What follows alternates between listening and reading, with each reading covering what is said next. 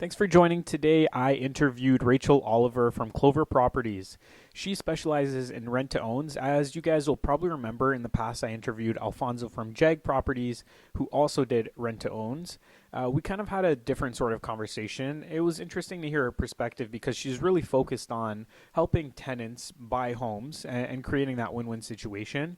Not to say that any other company isn't, but what I found was that she has a passion for helping people because she comes from a family of immigrants, and when they originally came to Canada, they didn't have very much and weren't able to create that sort of opportunity to purchase a home. So with all that said, we had a good conversation. We talked about the returns you can expect, certain tax implications of the additional cash flow you get from rent to own. And we also, for anyone who might be on the tenant side, we kind of break down the process a little bit from that perspective.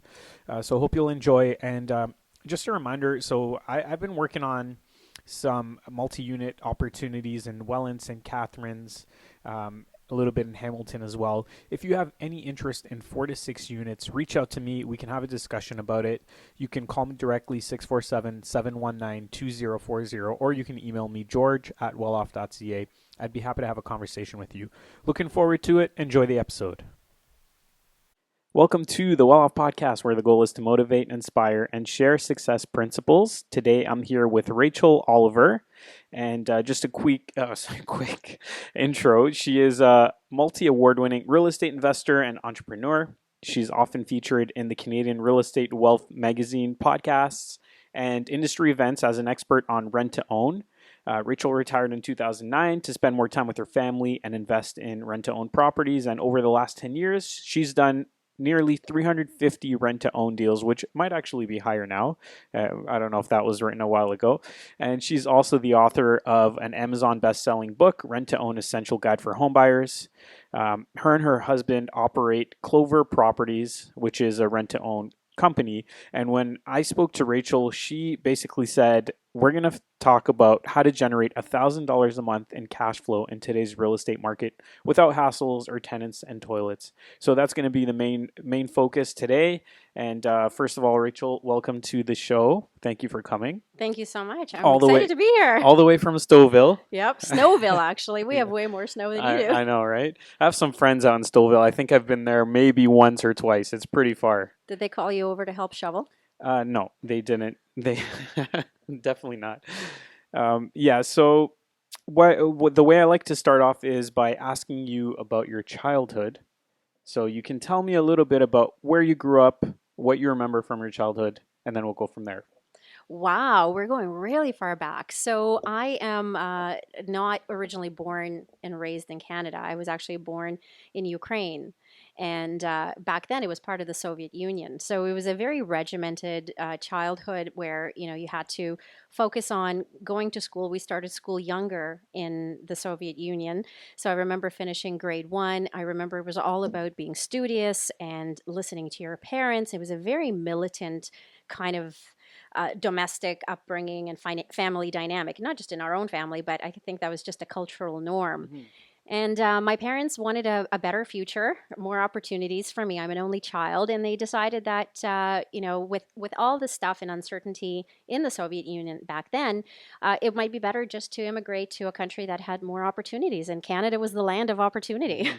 Wow. It's amazing how many people I interview that are born from immigrants, basically, or their parents are immigrants, I should say. So that's really cool. That I had no idea you were Ukrainian. I thought you had like a Canadian name or something, but that's not the case. I have lots of names, and it's a KGB identity. So we're not. I'm going to have to tell you, but I'll kill you. All right, fair enough. I won't ask too many questions, I guess. I'll be careful. Do you have any good memories from your childhood from being in Ukraine, in the Ukraine? Yeah, I remember that there was a lot of emphasis on spending time as a family and going to the ocean in the summer and taking, summers off. I don't remember my parents having to work and grind things. It was obviously it was a communist era. So I think there was a very different mentality in that, you work, you contribute to your community, but family first. And we would have planned vacations where we would go away to the ocean for 2 months at a time. Mhm. And it wasn't very customary to wear bikinis for little girls. So all my childhood photographs are really embarrassing because I'm standing in a pair of panties in these ocean in the ocean. And my parents, of course, have proper bathing suits on. It's like, what is this ridiculous outfit? I can't even show this to my own children because it's embarrassing. How old were you at that point? I think I was 5 or 6. Okay. Yeah, so you're still young. Yeah, Yeah. yeah, but still, I think a 5 or 6 as a girl, you start to be a little bit more self-conscious, Right. and here you are in the middle of an ocean wearing underwear, just like all the boys around you. Mm. And then on top of that, my parents cut my hair, like I literally had like a boy haircut. Yeah. So if you would just take a quick glance, you'd think I'm a boy. Mm. So those are my childhood memories: being at the ocean and feeling like I look like a boy. Right. Did you make your kids do this? Do you have kids, by the I way? do. I Yeah. have I have an 8-year-old and a 14-year-old, and Yeah. both of them have beautiful long hair, and You covered them up I early? covered them up in proper bathing suits. Yeah. Yes. Okay, sounds good. All right, so obviously you do a lot of rent to own stuff. That seems to be your focus. How did you get into rent to own, and when did you first start? So I've always been entrepreneur minded, and I always kind of was in the corporate world, kind of coveting this entrepreneurial lifestyle, and I was kind of like thinking, how can I get into the world of real estate and create an opportunity that can sustain me and my family, and kind of leave my full-time job. So I noodled it for a long time, and I was doing a lot of research. And back in 2009, I attended an event that was hosted by an American company that was coming to town. The usual, the American companies that come to town, you do come to their $500 workshop, and you learn all about their different investing strategies. And they covered about 12 different strategies. And one of them was lease options, or lease to own, or rent to own. And I was really interested in learning about how that worked. And that was where I first learned about it. And I realized that this is not just an American concept, this is something that we can actually apply in Canada. And started doing a little bit more research. All the while I'm working full time. I had a very, very demanding corporate job. I was climbing the corporate ladder in an engineering company. So, male dominated. And, I have 2 kids, or at the time we had one child. And I just came off of mat leave. And I was like, oh my God, for me to really climb up this ladder, I'm going to have to put in 70-hour weeks. Mhm. And although I loved what I did, I really loved spending time with my family more. And I was doing this research in the background. And then I got essentially, I, there was a personal setback. I think we all fall into a situation where there's a personal trigger. So if I kind of had to go back even further, what triggered me to pursue this path more aggressively was I got diagnosed with breast cancer after my first daughter was born. And it was a shock to my system. She was only 6 weeks old. So here I am trying to enjoy being a brand new mom, and I get this devastating news. It's a very aggressive breast cancer. There's a lot of surgical procedures, treatments that I have to kind of basically go through. And I lost literally 6 months of my life. I blinked, 6 months went by. My daughter was, now crawling, and I hadn't really experienced being a new mom yet. And in about 6 months, I have to go back to work. And when I got back to work, I was just like, well, I want to be a mom. I want to enjoy my time with my child. And here I'm being pulled into this very busy, very competitive landscape of the corporate ladder. And I thought, I got to escalate my research into how I can make real estate work. And then I got a little bit more intentional with my research and started digging around who's doing rent to owns in our local market. And a lot of the people I spoke to were kind of saying, yeah, rent to owns are great. You can make tons of money at them because most people fail in rent to owns. And I kind of thought, well, that's a little bit weird. If you're using the rent to own strategy to help another family succeed, why would you be making money if they fail? I want to make money and have them succeed. And everybody who was doing rent to owns was saying, not a chance, it's not going to happen. So my husband and I thought, and my husband's very conservative. My husband, I call him Mr. No. His nickname is Mr. No. His initials are NO because he's Neil Oliver, but his personality is to the T, Mr. No. He's like, I don't know anything about this strategy. I don't know how it works. I don't have the money saved up. No, no, no, no. So I had to keep on searching out ways to convince him. And I finally found a way to convince him. and it was about the numbers. He Mm-hmm. was all about the numbers. And when I made him do the numbers and showed him on paper, and I'm not a numbers person, so it took me a while to get to this point, to be convincing and him not, basically execute me on the spot because my numbers were off. I started showing him the numbers, and he said, "Oh, okay, I see what you're onto." And really, the numbers show that we can create a lot of cash flow without having to worry about maintenance and repairs. But the challenge is that we couldn't really do rent-owns through somebody else. Everybody out there that was putting rent-own deals together that knew how to do it was really who we were going to, because we wanted to invest through other people. I didn't want to do the work. I just wanted to be passive. Mm-hmm. But everyone I talked to was very discouraging because they said rent-owns don't really work. It's a 50-50 chance that you're going to help these people. And I didn't want a 50-50 chance. I wanted a rock solid opportunity to help someone. So I finally said to my husband, I think we're going to have to do rent-own our own way. We're going to need to tweak the model. We're going to have to analyze where the gaps are and fill in those gaps to give families an opportunity to really succeed with this while we're making lucrative cash flow. And he said, okay, let's try. And that's kind of how we got started. Very cool. Okay, so this was around 2009. You were saying. Correct. I don't know if you know this, but I was with Rockstar for a few years. I was an agent and a coach with them for a bit. I was told by some people that Tom and Nick were the pioneers of bringing rent to own to Canada. What are your thoughts on that? I love Tom and Nick, and if they feel that they're the pioneers, all the power to them. I don't think they said it. I think somebody said it about them. Fair enough. They have a huge community and a huge following, and I have a lot of respect for what they have done. Yeah.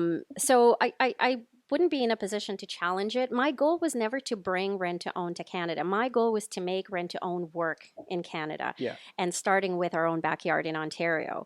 So maybe they brought it to Canada, but maybe we're the first company to actually make it work. Right. Yeah. No, that wasn't meant to be like an insult or anything of that sort. I was just wondering because you were around at that time. I don't know if it was around that time that rent to own actually started to become a thing in Canada, or if it was before that or after that. I'm not really too sure about the timing. Well, when my husband and I wrote this book, one of the things we had to do was kind of go back in time.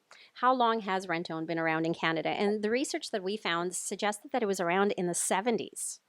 Going back into the 70s in Toronto, and there was a documented case of a lady who basically rented to own her landlord's property, and they just basically had some sort of a contract handwritten, almost like on the back of a napkin, and this lady ended up fulfilling her obligations as a rent-to-owner, and the landlord was gracious enough to honor it, and she exited the rent-to-own successfully, and her daughter went on to tell that story. So we actually talk about that in our book. Cool. So I think behind the scenes people have been doing rent-to-owns, maybe not giving it an official name, but they've been kind of doing this behind the scenes privately anyway. What we did was we basically took that private arrangement and we systemized it, and we made it a little more sophisticated, and we made it a little bit more effective for all parties involved. Because when you have, an investor left to their own devices, and then you have a home buyer who's generally very naive, and the two of them are kind of working off of their own individual agendas, and there's nobody in between keeping the other party accountable or in line. Rent-owns tend to deviate from the plan of how they're supposed to go. Right. And usually it's in the advantage of an investor, because investors are savvy and they know how to set things up so that they don't fail and they don't lose money. Whereas a home buyer is they need a bit more hand-holding. They're in that situation because they're a little bit more naive, and maybe they're a little bit unrealistic. There's a whole bunch of other dynamics in play. And we found that somebody needed to be kind of the intermediary between the two to say, investor, here are the equitable guidelines for you, and homebuyer, here are the equitable expectations for you. And if you follow these expectations, and if the investor does what they're supposed to do, everybody's going to have the proverbial win-win. And that's exactly what we did. We became that intermediary, because what was happening is at the beginning we did our own first 4 rent-to-owns. We refinanced our personal residence, we grabbed equity, and basically used it to do our first few deals. In the days when you can get financing with zero down. Remember those days? Not really. I was too young. Well, yes, I'm a little bit older than you, but those are the glory days. Yeah. And we kind of, maxed out. We weren't able to borrow any more money. But our phone kept ringing and home buyers were still saying, I need to rent to own. Can you help me? And I was like, okay, so we'll just call friends and family and see if they can take a mortgage. And then our friends and family would say, well, I don't know how to put this deal together. You Mm-hmm. guys know how to do this, so I'll just pay you. And can you just broker this Mm-hmm. relationship for me? And we said, yeah, for sure. It'll save you time figuring it out. And we know that our process already has a little bit of runway and it's working in some capacity. Little did we know it wasn't perfect. It Mm-hmm. took a while to tweak it and perfect it. And with every 3 years, a rent-own deal turns over, and you start to learn where are the opportunities for improvement. And before we knew it, we have a waiting list of investors who want us to put together deals for them Mm-hmm. because there's a huge learning curve in making a rent-to-own successful. Yeah, of course. Yeah, definitely not. It's not super simple to do it if you have no experience in it.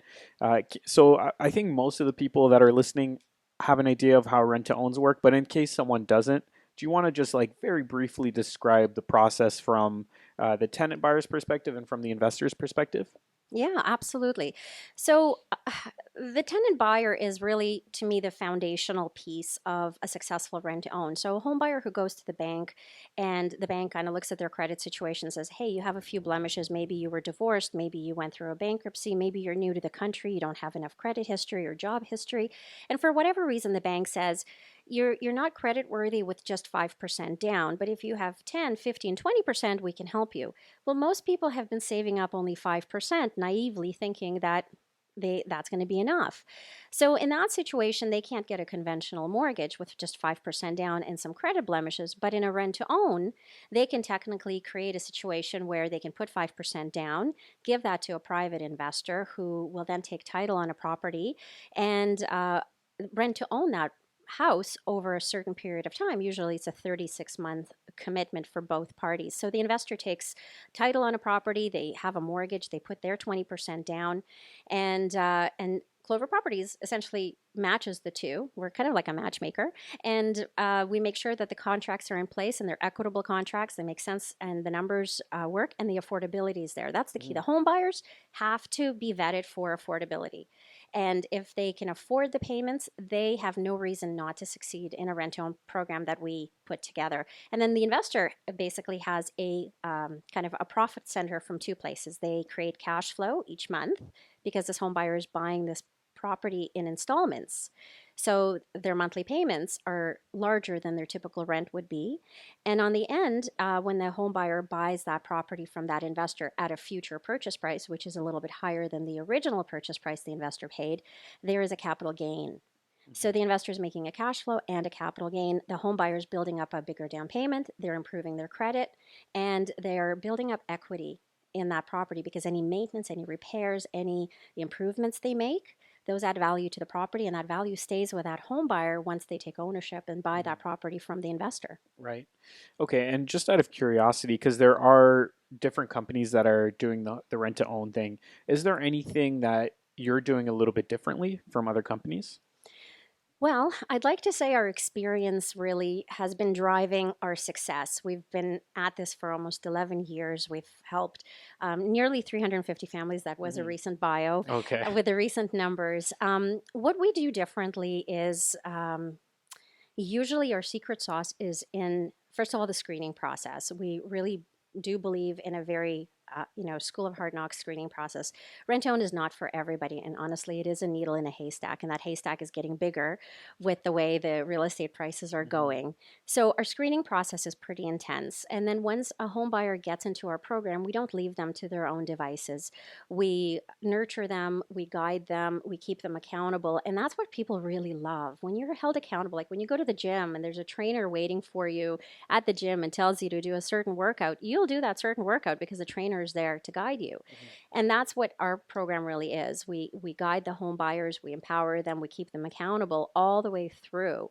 And that makes a huge difference. When we weren't doing that, we saw our success rate a little bit shakier. Maybe 7 out of 10 rent to owns would complete. But when we started to add the extra layer of guidance and support, our success rate went up to 9 out of 10. So we have a 90% success rate with the home buyers that are in our program. So that in of itself, I think, speaks Hmm. volumes to how established our process is. And then the other component is we're very different in that the investors that we work with are families helping other families. We're not an institution. These families have been cherry picked, and they're all motivated to help another family through the rent-to-own process. And they're on title faithfully. They're lending their credit to the situation, and they're really, really in this to help another home buyer. It's not just about the profit for them. Hmm. And I mean, there's a lot of things that we do inside of the rent-to-own process, but one of the things that makes us very different is that our home buyers have a chance to build up equity, Hmm. and that's the difference between them wanting to continue renting versus them being committed to the rent-to-own process. We're not greedy.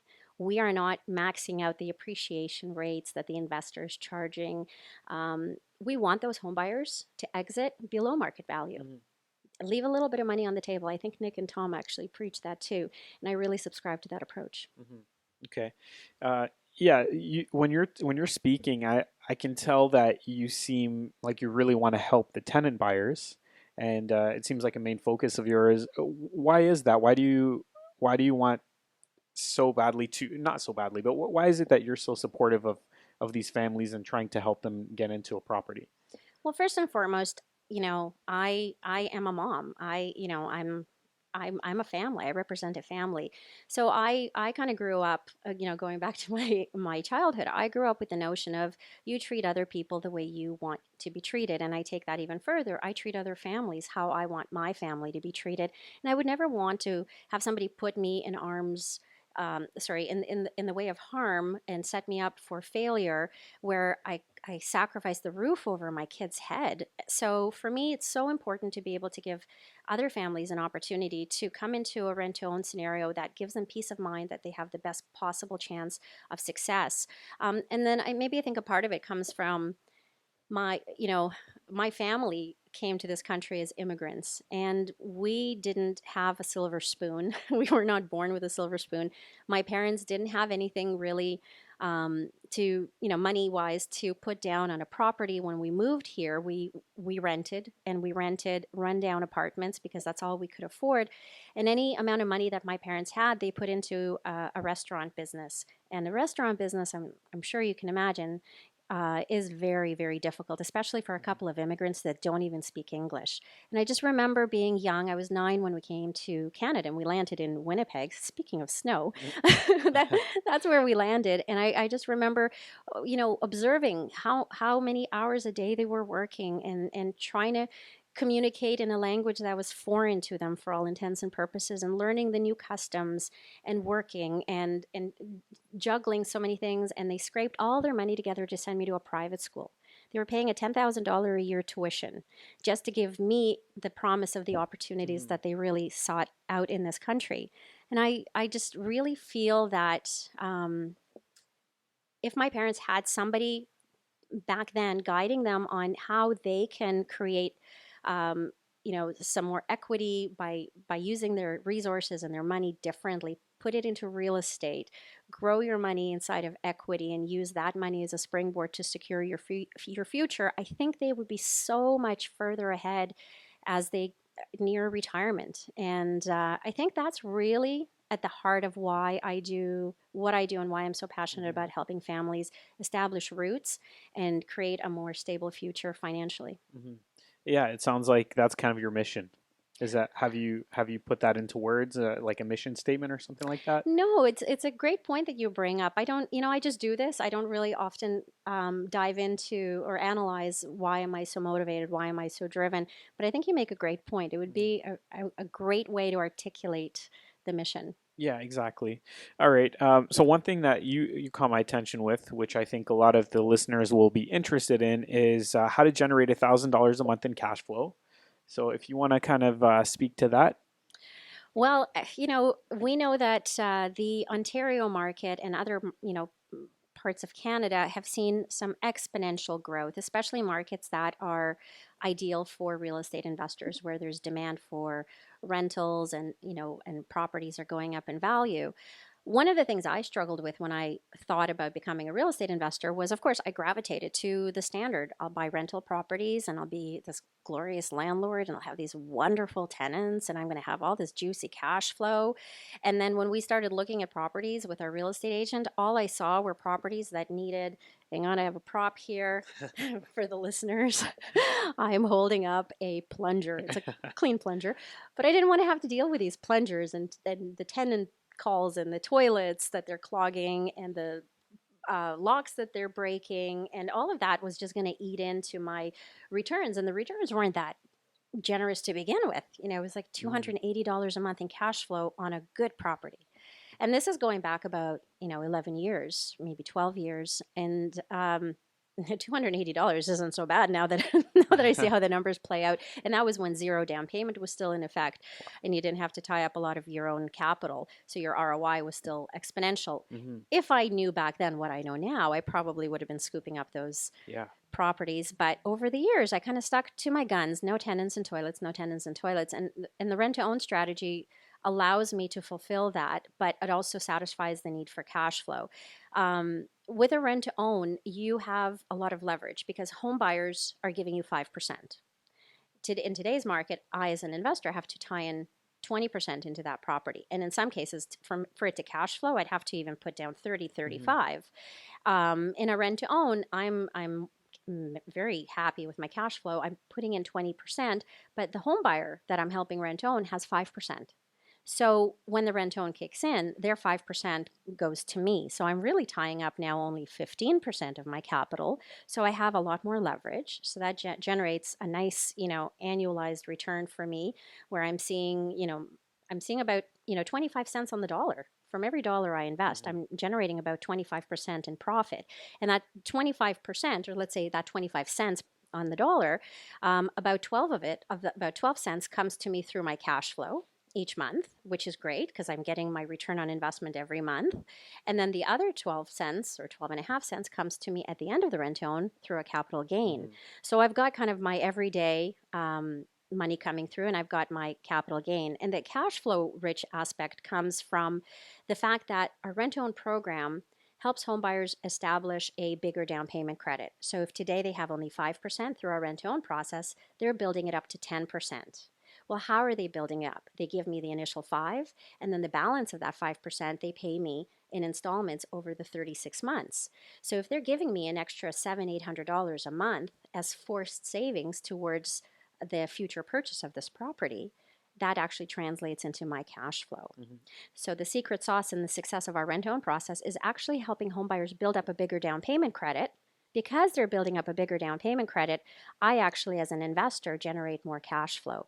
And I increase their chances of successfully exiting into their own mortgage because they have more money saved up, and lenders want to see homebuyers have a bigger down payment these days. Yeah, absolutely. So first of all, I want to say it's the first time anyone's ever brought props to the podcast. So congratulations. Number two, you mentioned $700-800 of additional rent. Is that something that you're seeing regularly? That you're able to get $700-800 over market or over fair market rents? I think that's where the misconception is, that I'm not actually charging anyone over their rent. What I'm basically saying is that in order for them to qualify to purchase a house, they need to have a bigger down payment. So if today they have only $15,000 and they need to have $30,000 to actually qualify for a mortgage, the other $15,000 has to come from somewhere. If they're renting, they're going to have to put themselves on some sort of a formal savings process or savings plan where they deposit the money into a bank account and not touch it, or I don't know, maybe they're going to come into a lottery win or some sort of an inheritance, but that's kind of, a big gamble. What we're basically saying is that, listen, you have enough income to put aside $600 or $700 a month. You're not disciplined to do that on your own and not touch that money, but the money is there, so I'm going to do it for you. And in exchange, you get to live in a property that you are working towards owning yourself. So it's not like we're charging them over and above. We are basically doing the work for them that they themselves can't do. So that translates into us collecting the future down payment in installments over the course of the 3-year term. So a lot of people think a rent own is, oh, it's, you're going to be charging $800 over and above the market rent. That's the furthest thing from the truth. What it is us receiving the down payment from a seller in installments over 3 years. And that money stays with me because I am the seller of that property. Right. Okay, that's understandable. And the reason that I asked that question is because I understand that certain people will do different tiers in a rent to own. So they might say option one, you can spend $2,200 a month, and we'll take away $200 of that and put it in a savings account or apply it towards your purchase at the end. Option two will be 2,400, $400 a month, whatever, and so on and so forth. So that's why I figured. But it's understandable that basically you're not using that money, you're not keeping that additional rent for yourself, but you're applying it towards the purchase price at the end. Exactly. It comes off of the future price, but it's still my money because I'm the seller. Yeah. So technically, I don't physically have to give the money back to them. I just have to recognize that it's coming off of the future sale. So it's kind of it's a non-refundable incremental purchase price essentially. So today they don't have the full 30,000. So today they're going to give me 15,000, and over the next 36 months they're going to give me, I don't know, what is it, $800 a month for 36 months on top of the original 15. And then when they go to buy this property for $500,000, well, I've already received $30,000 from them. Yeah. So that now they're going to go to their bank and get a mortgage for $470,000 because I, as the seller, already have 30 of their money.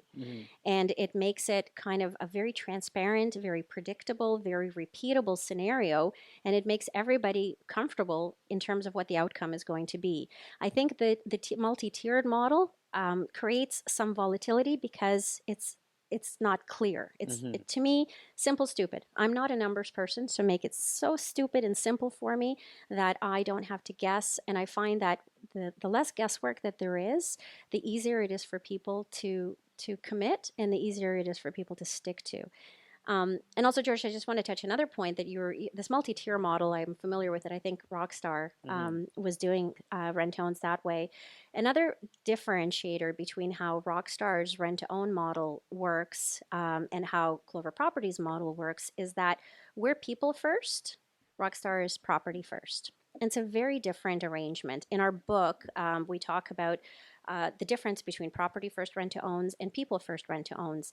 And we tried both on our journey of figuring out how to perfect the rent-to-own process for everybody involved. And we realized that when a home buyer gets to go house hunting and shop the regular MLS and pick from properties that any conventional home buyer would pick from, they were that much more emotionally committed to the process of renting to own because they got to go house hunting. They got to feel that the butterfly in your stomach when you feel that, oh, this is the one.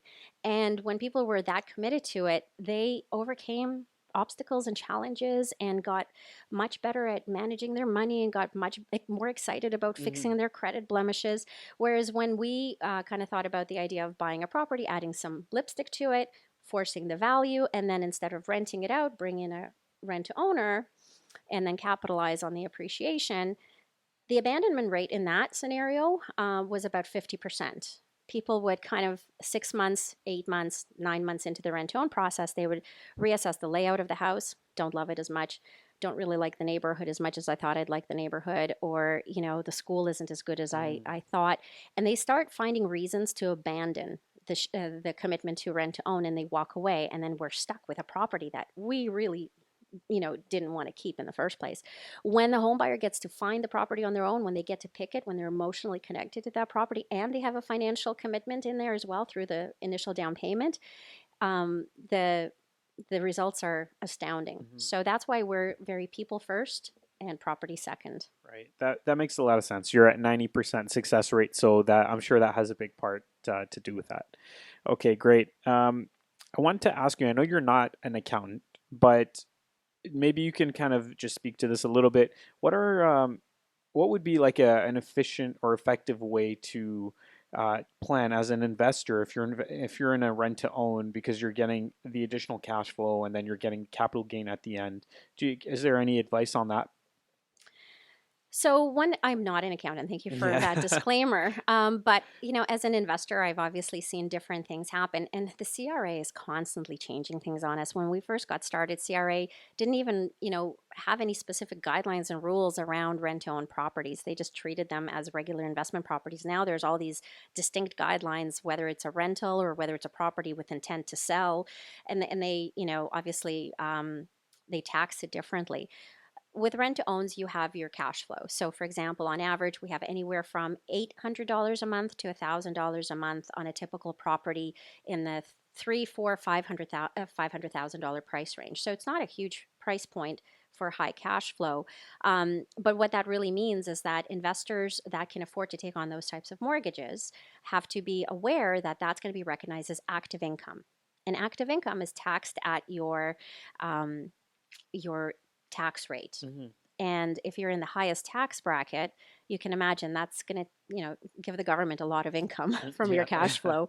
The good news is that there's lots of cash flow to share with the government. But if Hmm. you want to be a little bit more conservative, which is what we did from the beginning, the advice we got was if you're planning to do 2 or 3 rent to owns, incorporate, because you should do this first of all from the standpoint of minimizing liability, minimizing exposure, keep your business separate from your personal, which made total sense to me, and we did it that way. And then you can, of course, take advantage of a whole bunch of retained earnings and dividend payouts, which allows you to um, limit the tax implications. You're never going to avoid taxes. In fact, I love paying taxes, and every year I'm paying more taxes, which means that I'm making more money. So it's not all bad. But there is kind of another tax consideration that I've seen recently surface. And again, I'm not an accountant, but there is a capital gain at the end of the rent-to-own process. And I do have some investors who don't want a lot of cash flow. They want the deals that have a higher capital gain. And there are certain rent-owns that allow for that. And it really depends on if a home buyer has a huge initial down payment beyond the 5%, then they don't need to build up as much of a down payment credit each month, so the cash flow goes down. But what that means is that more of if they're coming in with a $60,000 down payment and the deal requires me to have $100,000 in, so now I'm only putting in $40,000 of my money because that tenant buyer is offsetting 60,000. Hmm. So I'm no longer making 25 cents on every dollar I've invested. I'm now making 40 cents on the dollar, and the majority of it is coming in through a capital gain, which has certain tax benefits too. Hmm. Okay. How, so obviously this whole system as a tenant first system requires a tenant buyer. So where are you finding your tenant buyers? That's a great question. So, again, our Amazon best-selling book, which I'm very, very proud of, it was probably the first resource in the Canadian market talking about the good, the bad, and the ugly of rent-owns. And we put this book out about 5 years ago on Amazon.ca, and it became a bestseller in Canada, but also in the US and Australia and UK. So a lot of people, I think, are finding us through that book. And it's not just home buyers that are reading the book. I think a lot of real estate agents are picking up that book because they want to know how to service their Real clientele. estate agents spend money on everything. Well, Books, marketing. well, especially the ones that actually do care about finding a way to solve a problem for home Yeah. buyers. And I do feel that there's got to be a nurturing streak to a successful real estate agent. It can't all just be about the transactional volume. There Mhm. has to be an element of, I truly want to help people. And those types of people are buying our book and they're reading it and then they're passing the book on to somebody who might benefit from it. So I think a Mhm. lot of people are now finding us. There was a time when we advertised on Kijiji. When we first got started, it was, Craigslist, Kijiji, where everybody else was advertising, and it was really hard to win over people's trust. Mhm. I remember people back then, and before identity theft was a thing, people were still a little bit leery about sending you their personal information so you can screen their pay stubs, their credit reports, Mhm. their job letters. I mean, this is personal information that we assess in the process of screening a home buyer to make sure that they're a good fit, to make sure that they can afford the rent-to-own program that we're putting together for them. And back in those days, it was a slow uphill climb. But over the years, as we just continued to lead with education, honestly, people start to find us and people are referring people. And I don't even know who the source of the referral is these days. And I'm grateful that, I get the phone call, Mary Smith in London told me to call you. I have no idea who Mary Smith is, but thank you, Mary. Yeah. That's really cool. I didn't expect you to say that, but You start to realize certain things that, like, for example, in your case, the book is generating a lot of leads for you. That's not something that comes to mind for me when I first think about how to generate leads. But that's so cool that you were able to do that. Like, something that I recently discovered is that Instagram is a great source. I'm not saying that anyone should be doing that, but the people that are active on Instagram are able to build relationships with people and generate business from it. So that's just another example. So writing a book might be good for some of the people that are listening. I think you have to think about it. What is your end game? And we always led not necessarily from a point of view of how can we do more rent to owns, because when we wrote this book, we were only about 50 rent to owns in. And what really drove us to write a book was that we were getting phone calls from people who were locked into rent to own deals that were property first. And they were saying, I'm in this situation where I've got this weird structure and I'm not sure I'm going to be able to qualify for a mortgage, or they put me into a rent to own deal where at the end of it, they will determine how much money I'm going to have to spend to buy this house. And it's all vague. Can you save me? Can you help me? And we are like, you should have saved yourself. You should have done your own research. You should have had the wherewithal to do your own due diligence to protect you, your family, and your money. And it's harder in money for these families for them to scrape together 10, 15, 20,000 is a lot of effort, Mm-hmm. because they're in a different income class or different income situation, different life situation. And we realized that there was just a lot of people are saying, well, there's nothing out there. I couldn't have armed myself with educational tools because I couldn't find any. All I could Mm-hmm. read was the horror stories in Toronto Star. And we thought, oh my goodness, well, let's distill all of the knowledge we have to give everybody no excuses to access a legitimate resource to help them understand what questions to ask, what answers to listen for. And that's how this book was born. So it was really born more out of a desire to stop people from calling us and asking us to save their butt. Mm-hmm. We wanted Yeah. them to save their own butt. Right. That makes a lot of sense, and I can say that as a realtor myself, when I speak to someone who's currently renting, and I mention a rent to own, there's quite a few people that'll tell me, "Ah, I would never do that. I had my cousin or my sister did a rent to own and they got burned, and I'm just gonna stay away from that whole process." And it takes a bit to explain to them that there is a proper way of doing this to get a successful result for the tenant buyer. Absolutely. There's bad apples in every industry, first of all. So let's just call a spade a spade. You have bad accountants, you have bad lawyers, you have bad real estate agents, bad Hmm. mortgage agents. There's bad apples in every industry.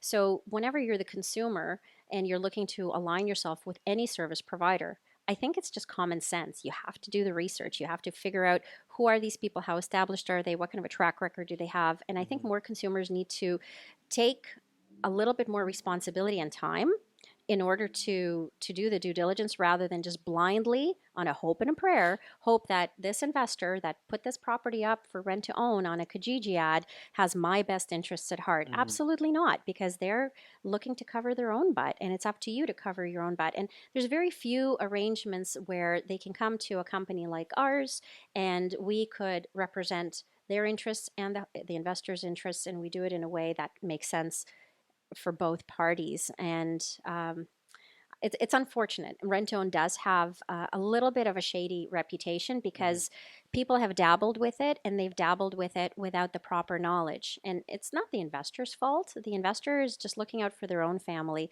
I really do put the onus back on the home buyers. They should have done more research, and they should continue to do more research as more rent-owned companies are popping up. I think there's going to be a trend. The demand for rent-own is probably going to grow despite um, the people that you're kind of hearing from, oh, I would never do that. Before they say no to something, they really should arm themselves with the proper Hmm. knowledge rather than just the one off story from somebody's bad experience. Because my bad experience doesn't necessarily mean it's the rent owner's fault. It might mean that those home buyers went in blindly on a hope and a prayer and didn't ask the right questions. So, Hmm. why is it the fault of the rent to own? Right. Exactly. Yeah. So basically, if you want to learn how to avoid mistakes as a tenant buyer, get the information, read a book, do your research, Yep. figure it out. Absolutely. The Yeah. Rent Own Essential Guide for Home Buyers. It's on Amazon.ca. Hmm. You can get it in ebook, you can get it in paperback. It's there for you. No excuses. Yeah, exactly. All right. Just a quick. Oh, okay. One thing before we move on to the next topic. You kind of mentioned about building cash flow without the hassles of tenants and toilets and whatnot. Um, part of the whole like toilets thing, I'm assuming, is because tenant buyers are going to take care of their home better than a regular tenant will. Bingo. And that Yeah. was really an important consideration. I'm not dealing with tenant mentality. I'm dealing with homeowner mentality. I'm dealing with people who have pride of ownership. Again, they've gone house hunting. They've picked this property. They see themselves in this property for years to come. And they see how they're going to, paint the walls, how they're going to upgrade the countertops, and all the power to them. And because this is a private arrangement, not far off of a private, like a second mortgage. In a second mortgage, you don't call the second mortgage holder and say, hey, my tap is leaking. Can you come over here and fix it? Or, hey, I have a broken window. Can you come over and fix it? No, you wouldn't call the bank that's holding your mortgage. You wouldn't call a private investor that's holding your mortgage. So in a rent-to-own, it's the same thing. In a rent-to-own, they're on the hook for all maintenance and repairs responsibilities. But the key is to find properties that are move-in ready. The key is to have properties that are not going to be a money pit for these home buyers so that their finances aren't drained trying to solve these little, nitpicky issues. You still want them to enjoy living in a home that is functioning. Hmm. Right. Um, that's a good point, and that's one of the main benefits of a rent to own. Um, I was doing a little bit of research before you came, and based on StatsCan, the average income in Canada in 2017 was about $46,000 a year. So if you're able to make $800 a month of cash flow doing this strategy, if you have about 4 or 5 rent to owns, you're able to basically replace the average Canadian's annual income. Would you agree? Would you agree with that? Yeah, absolutely. And it's kind of a disheartening statistic, isn't it? Yeah. Yes, and that was my mission at the beginning. I really wanted to exit my corporate job, and I really wanted to use a real estate strategy, a sustainable real estate strategy, to put food on the table for my family, because I saw so many real estate investors being cash poor. Yes, they have these assets, they're not cash flowing, and any cash flow they have sometimes gets eaten up by having to fix toilets and clogged sinks and such. But I really wanted to leave a corporate job and have a sustainable, repeatable income.